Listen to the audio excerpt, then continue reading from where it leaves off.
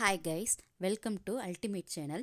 இன்றைக்கி நம்ம வீடியோவில் என்ன பார்க்க போகிறோன்னா வெள்ளைப்பூண்டினுடைய மகிமையை பற்றி பார்க்க போகிறோம். வாங்க வீடியோக்குள்ளே போகலாம்.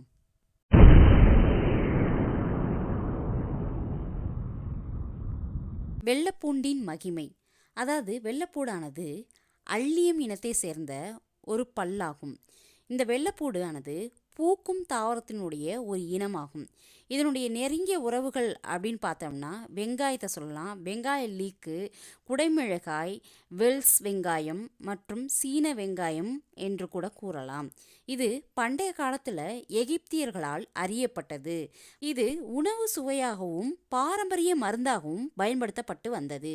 உலகில் பூண்டு விநியோகத்தில் சீனா தான் அதிக அளவு உற்பத்தி செஞ்சது. அது எவ்வளோன்னா 73% ஆகும். இது தெற்காசியா, மத்திய ஆசியா மற்றும் வடகிழக்கு ஈரான் ஆகியவற்றை பூர்வீகமாக கொண்டு பல ஆயிரம் ஆண்டுகால மனித நுகர்வு மற்றும் பயன்பாட்டின் வரலாற்றை கொண்ட உலகம் முழுவதும் சுவையூட்டக்கூடிய பொருளாக நீண்ட காலமாக பயன்படுத்தப்பட்டு வந்தது. இது மெசொப்பொட்டேமியாவில் குறைந்தது 4000 ஆண்டுகளாக பூண்டானது பயிரிடப்பட்டு வந்ததாக பல க்யூனிஃபார்ம் பதிவுகள் கூறுகின்றன. சீனா, எகிப்தில் பூண்டு பயன்பாடு ஆயிரக்கணக்கான ஆண்டுகளுக்கு முந்தையது என்று கூறப்படுகிறது.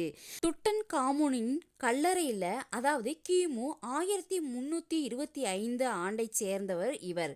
இவரது கல்லறையில் நன்கு பாதுகாக்கப்பட்ட பூண்டு கண்டுபிடிக்கப்பட்டது. துட்டன் காமூன் என்பவர் யார் என்றால் பண்டைய எகிப்தினுடைய 18வது வம்சத்தினுடைய முந்தைய பாரோ ஆவார்.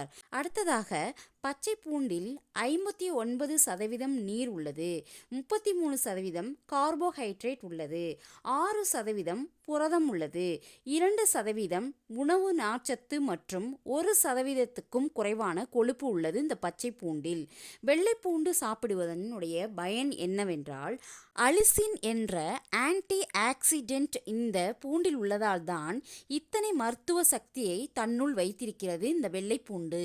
இது நோய் எதிர்ப்பு சக்தியையும் இரத்தத்தில் உள்ள வெள்ளை அணுக்களுடைய செயல்பாட்டையும் அதிகரிக்க செய்வதில் பெரும் பங்கு இந்த பூண்டிற்கு உண்டு. பூண்டு சாப்பிட்டால் ஜீரண சக்தி பெருகும், செரிமான கோளாறுகளும் விலகும். இது மட்டுமல்லாமல் இதய நோய் உள்ளவர்களுக்கு இந்த பூண்டு சாப்பிடுவது நல்லது.